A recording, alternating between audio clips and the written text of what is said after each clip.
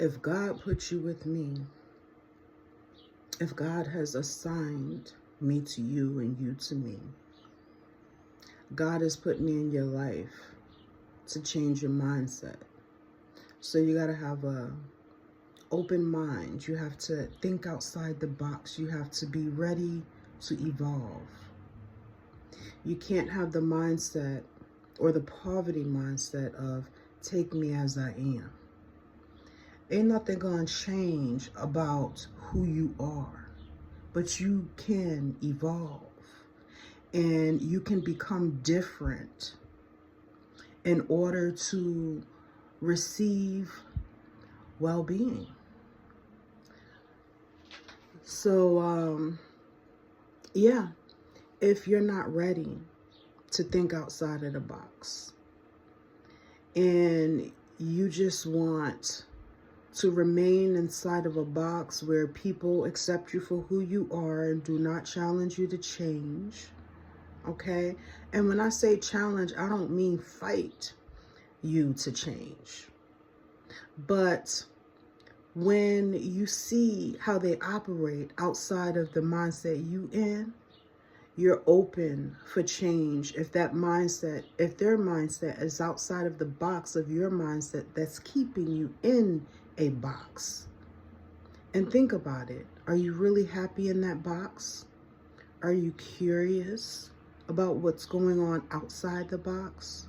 Are you curious about experiencing different frequencies that elevate you and elevate your life and elevate the relationships that you are forming, elevate you from an atmosphere of hell to an atmosphere of paradise on earth?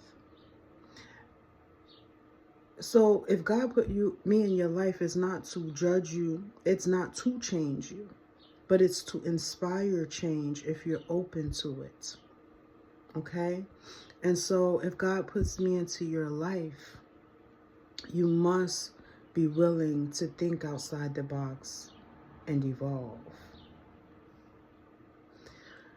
Also, something else was given to me. Right. If God put me into your life, it is to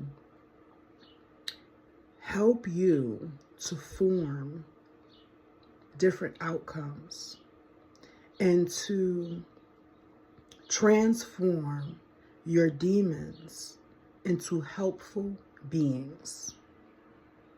You get what I'm saying? You don't have to rebuke them because they always come back. You don't got to fire them because you always end up rehiring them. They're your demons. You can't get rid of them and keep them going. Okay? Your angels and your demons, your angelic, your demonic, your what do we call it? Your good and your bad. It's all a part of your essence. It's all a part of your soul. It's all a part of who you are. And you need to learn to accept who you are and transform all of your deities, your demons, your ghosts, your angels. Some people say that some angels, the term angel or the title angel doesn't always mean good. All right. Sometimes we have angels that are harm doers because of taboos, because of sins, because of how we treat ourselves. Everything that we do and say invoke or ignite a certain frequency when it comes to our astral body. And your angels and your demons and your deities and all that, it's a part of your astral body, right? And so everything that we do in our frequency, it's like this silver lining that connects us to the divine. But what happens when that connection to the divine is not good? Is not benevolent. It becomes a malevolent force in our life. And so God, who is yourself, your Ori, another part of your astral being connected to the omnipresent being of the universe, because God is not only having your experience, but God is having the experience of everything we experience in the universe, all of the relationships that we're experiencing in the universe. And so you want to be at peace with that God, and that God wants to be at peace with you. If you're not at peace with yourself within, then that could mean that you have angels, ghosts, and demons that are harm doers. And in order for them to be transformed into working all things together for your good, into helpful beings, we must be open to change our frequencies. We must be open to think differently. We must be open to act differently. Try something different and see if you get a different outcome from your angels and your demons, your deities, and all of the frequencies that make up your astral body, and all of the assigned frequencies of the universe, and how the universe is responding to you, and how you feel about yourself within. So again, if God put me into your life, usually it's to help you transform your demons into helpful beings and not harm doers. Your demons within as well as without. And if this repels you, then you will be repelled by me. Okay? And that's why it resonates with me when they say rejection. So it resonates with me when they say God's rejection is protection. Because chosen ones like me, who are put into people's life to transform their demons from harm doers into helpful beings, deal with a lot of rejection and loneliness. Because most people we're assigned to, just like, the allegory or the story of Jesus dying for the world, right? Everyone didn't accept that sacrifice. So how many people really did Jesus die for? Many are called, but few are chosen. So Jesus came and died for everybody, but Jesus only came to die for the few who have received that sacrifice to better themselves, to better their relationship and connection to the divine within them, and the divine connect to them from source, omnipresent divinity.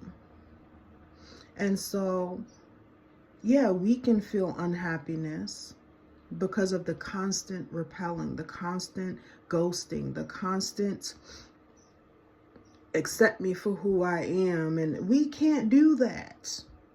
We cannot accept you for who you are. We can accept you, but keep you at a distance, which means that we have to be alone, and we have to be okay with being alone. We have to be okay with being rejected. We have to be okay with feeling that loneliness and that rejection. Because we are here as sentient beings just like you. We have feelings. And we don't want you in our life just to save our feelings by being fake. We want you in our lives because you are open to the transformation that we offer. Because we have come to this earth as cups filled with the transformation that you need to become the light that you are, to become the being that is helpful to not only yourself, but to everyone and everything around you, to become a blessing to everyone, not just the people that you want to bless. Now, yeah, a lot of people are not going to look at a blessing as a blessing, right? I know that from experience, because most people who want to be who want to stay the same and don't want to think outside the box. Most people who are comfortable with their harm doers and accepting their harm doers, or rebuking them and accepting the fact that they're going to keep coming back.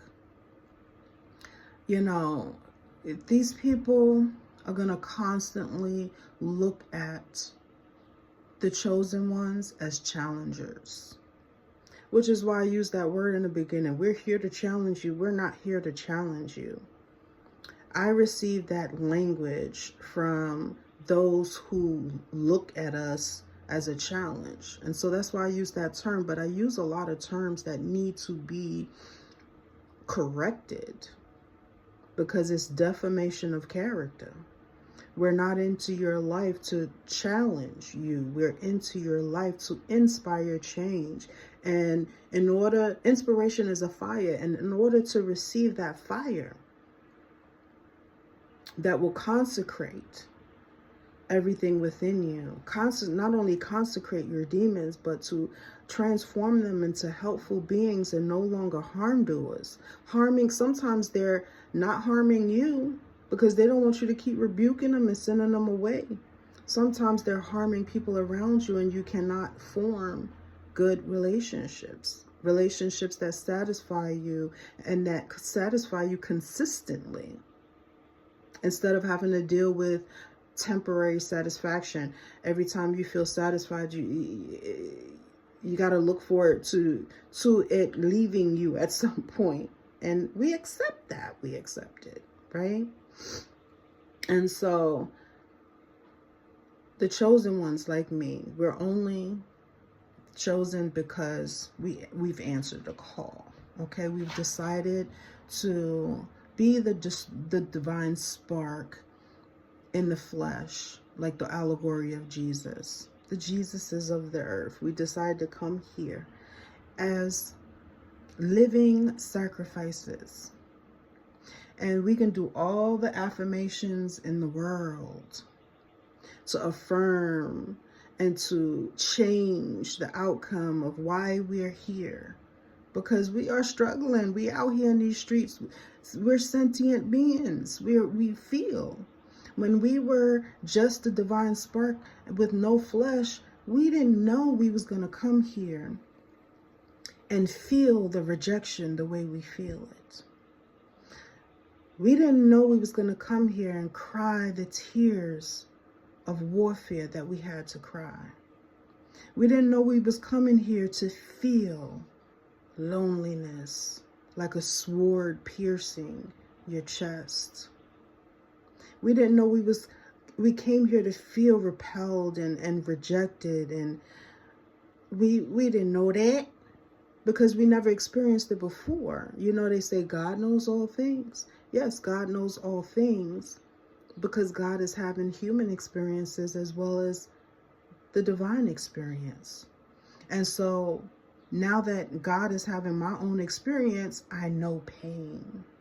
I know what it feels like to be lonely. I know what it feels like to be rejected. I know what it feels like to be repelled by people who are not ready to evolve, to transform, to change their demons from harm doers into helpful beings.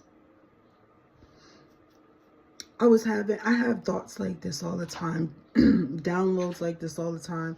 And something told me while I was having this download, because I was speaking to somebody's soul, telling them that you have to be willing to think outside of the box. Of course you're repelled by me. Of course there's something in you that doesn't want to have anything to do with me, and it confuses you because you really want to, but you just don't want to. That's your demons. Not all the time. I'm not saying everybody, sometimes there's different situations. Some people just got to go. Some people come into your life to receive their portion and then they got to go. That could be you too, but be real with yourself. Who are you in this scenario? Right? Was we a blessing and a lesson and you got to go? Or were you brought into the life of a chosen one, to be given the opportunity to change, and you're just not open to that change that's going to bring you outside of the box and have different experiences that put you on a path to experiencing heaven on earth, while others are experiencing hell on earth. And in some ways, the chosen ones are the divine spark of God, having our experience in hell on earth and heaven on earth, because we have that. But if before we die and before our time is up, you know, like an angel comes to, you ever see the movies where the angels come to earth and they suffer and they suffer and they suffer, and death never eludes them until they finish their purpose. You know, I look at reincarnation that way. Some angels don't finish their purpose in one life, in one experience, right? So sometimes we are not able to experience a consistent paradise on earth until we have another experience in another lifetime, and another one and another one. It depends on when the assignment is done. So when the chosen one or the angel, right, God having the human experience, when we come here to do a job, our desire is to at least catch one soul that is willing to transform and think outside the box, right? And to us, it's considered a failure. And then because we're sentient beings, that failure hurts a lot. How many of you realize that your angels are hurting? That your angels are the people that God put in your life.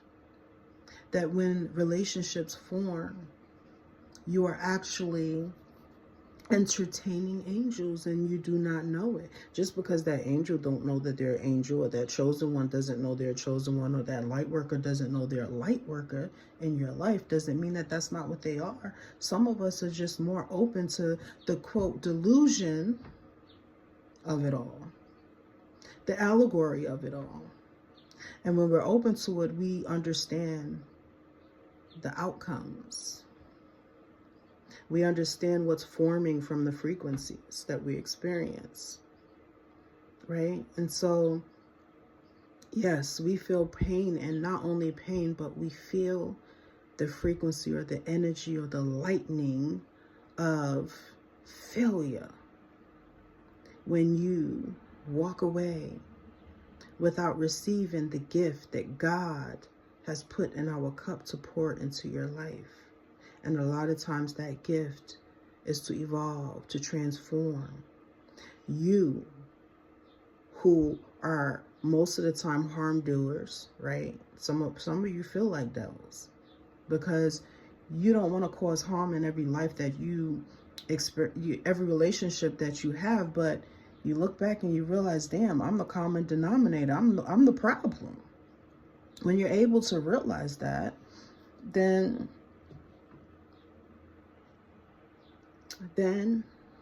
what? You're on your way. You're on your way, right? But until then, you're going to continue to repel the angels that God has given charge over your life. You're going to be repelled by them, and they're going to be repelled by you, because you came into their life and they're assigned to you, but you enjoy smelling like a demon that the light workers or the angels or the chosen ones cannot put up with. We can't put up with the smell of certain frequencies. This comes out of your body. It comes off of your body. No matter how much you wash up and brush your teeth, we smell that demon. And we want to transform it so bad. With the mantras that we had to learn on earth to connect back to our divine energy, which is going to help us stay divine while we're here. Some of us chosen ones don't accept that we're chosen and we're not doing what we're supposed to be doing because we don't want to suffer in the way that we came here to suffer and sacrifice. And what do we suffer? What do we sacrifice? We sacrifice we sacrifice consistently living in the causal plane where we're not sentient. We don't feel the things that we have to feel when we come on earth, experiencing hell. And that's why when we get here, what we want to do so badly is the transformation it takes to bring heaven to earth. We want to be successful at that. So yeah, we feel disappointed when we are not successful at that, when we are assigned relationships and they all have to go, right? Or when we are assigned in relationships where they got what they needed or wanted from us and they go and waste it. It's like we poured, new wine into old wineskin and the old wineskin burst and wasted the new wine. Sometimes we do that. Oh, God is perfect. The plan of God is perfect. But what is included in that plan? What is included when God, Christ energy, has to come to earth and ignite the Christ energy of someone else in order to experience paradise on earth? In order to have, for some of us, the reward is to actually have a relationship with someone that wants to be with us and is not repelled by the spark of God that's trying to plug into their soul to do the transformation needed to make them, to transform them from harm doers to helpful beings, and to transform their demons into helpful beings. The demons or the frequency, right, within them that causes harm to themselves and their well-being mentally and emotionally, and others and their well-being. And at the end of the day, as chosen ones, we're human, we're sentient beings, and so these people we are assigned to hurt us so much. And if you ever thought about God crying, look around you. Look around you and see how God has came to earth as Christ energy into your life, having the experience of an imperfect human being just to show you the way, just to be that spark that ignites you and connects you with the divine that brings you a peace that surpasses all understanding. No matter what's going on, you consider it pure joy, right? You have consistent pure joy that God has given and no man can take away. But that's what the chosen ones are here for. Even though the chosen ones have to suffer, that's why the story or allegory of Christ Jesus resonates so much, because it represents the people that came here, right? And because you have these powers, what did they say about Jesus? Well, all Jesus had to do was make everybody fall back. Jesus didn't have to be sacrificed, but Jesus chose. Why would he do that? You understand now? Why would Jesus come on this earth, leave the causal plane, leave heaven, all right? Leave seated at the right hand of God to come down here and do some left hand work. And what's that left hand work? be sacrificed. And see, God has not given up on humankind. And so God continues to form as human beings, to form God's self as human beings, as light workers, as angels and chosen ones. So am I being prideful, and am I saying that I'm the chosen one, so I'm higher than you and I can control people and I have special powers and I don't feel pain and I don't experience unhappiness? We're the main ones that experience unhappiness. Trust me. Because the people that we're assigned to, the mankind that we are assigned to, they can deal with pain better than we can. We're not used to this. We volunteered for this, not knowing until now we know. So the people, look around at the people around you and how they deal with pain, and you'll understand. If you can't deal with pain too well, you might be a chosen one. And God is sending you relationships with people who can ignite that, right?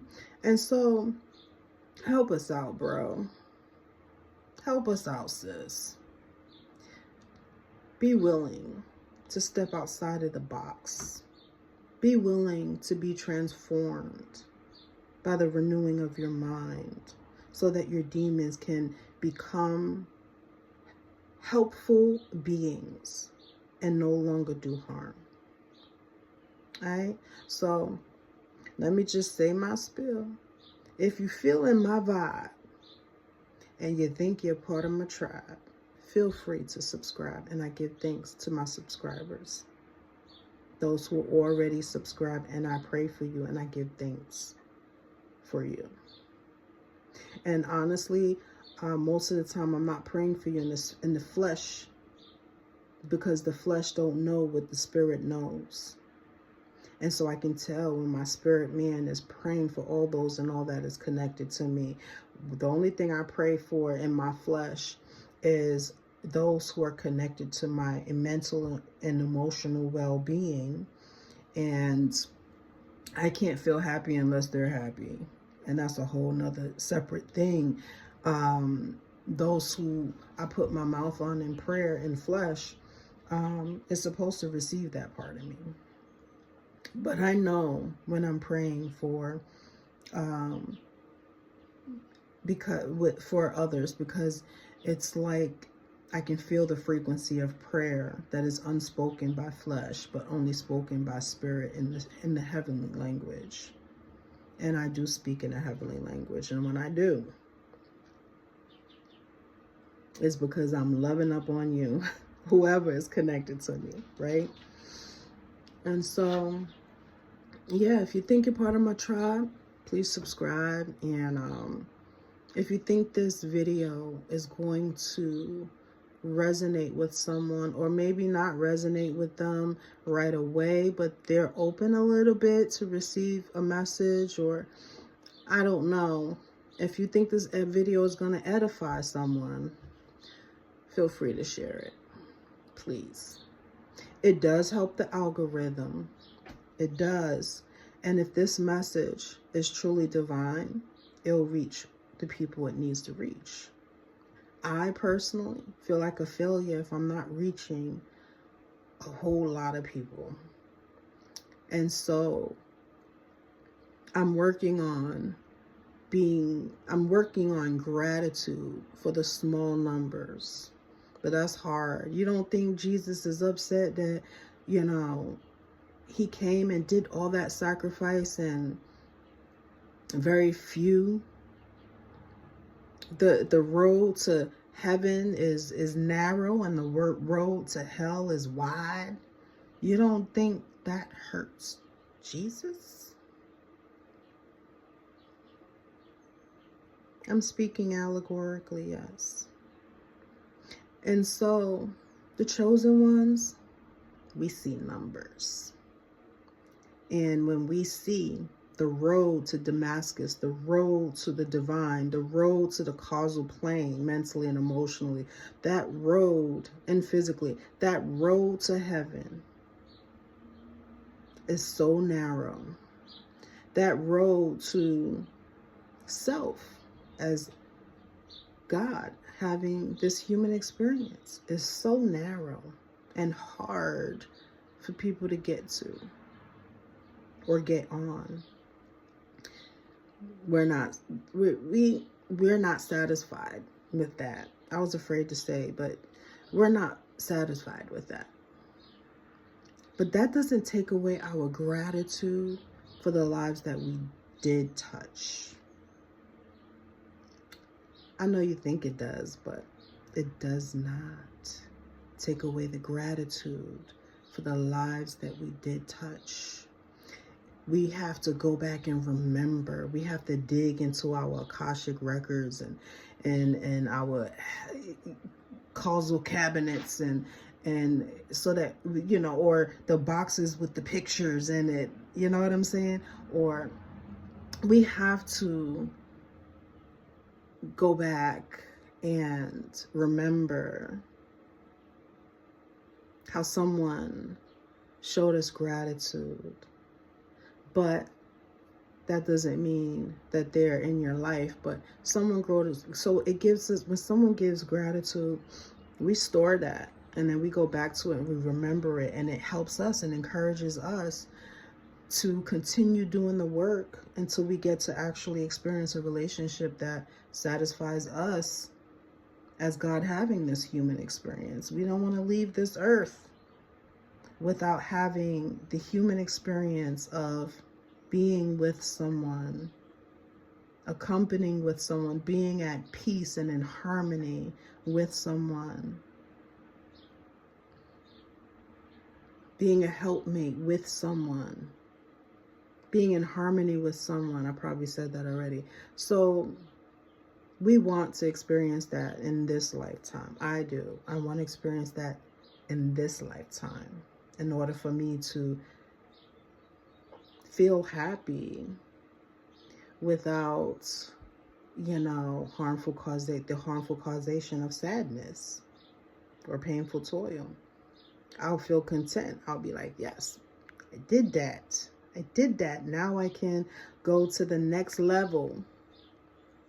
Now my spirit man can go to the next level, the next level of the causal plane and experience joy on another level. So yeah, we got plans. We got plans. So yeah, that's what I'm in your life for. That's what I was brought to you to do, to basically challenge you and test you. Which, like I said, those are not the word. Those words are lack for better terminologies, right? To inspire you is the terminology that I'm looking for. But I'm gonna use the terminology that's used. We know it ain't right. We know if it's a defamation of our character. We're not here to challenge, right? We're here to encourage and inspire. But we understand that encouragement and that inspiration is transmuted by the harm doer into challenge, right? Terms like that. So, yep, if you like this video, please like it. Feel free to subscribe. Feel free to share it with someone that you want to edify or plant a seed in some good soil. You can comment if you like. But stay positive, please. We need more frequency that comes from positivity. And us chosen ones, we need it. If you can be a blessing and a gift to a chosen one in your paradise, there's gold. So, yep. Peace.